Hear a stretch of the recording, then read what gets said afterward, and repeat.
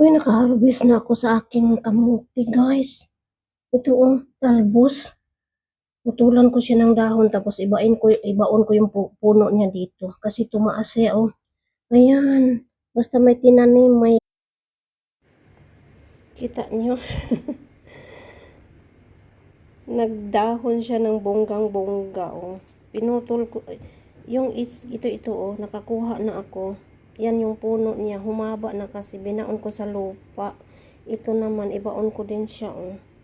Ito yung nakuha ko, guys, oh. Libre na yung gulay. Ihulog ko sa aking, pakulo ako ng oregano. Diba? Yun na nga sabi nila, eh. Pag may tinanim, may aanihin. So, ito, guys, oh, sayang kasi yung lupa. Ayun, nakakuha na ako ng dahon, oh. Taba yung dahon niya, oh, kasi yung lupa, mga galing dyan. Dyan, oh. Galing dito, oh. Ito yung oregano ko. Ang haba-haba ng oregano ko, oh. Nahiyang siya dito, oh. Kasing, naku, lagpas pa sa akin. Kahit ng oregano, oh.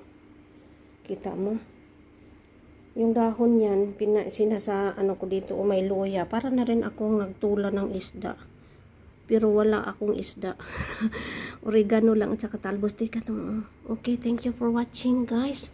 Magsipag tayo magtanim. Alugbati sana. Next time, alugbati na naman. Okay, thank you for watching. Nahiyang yung aking kamuti. Dahon lang ang makukuha ko dito. Baka, aywan ko lang, magkaroon ba ng unod. Okay, have a blessed Saturday, everyone. Love, love, love.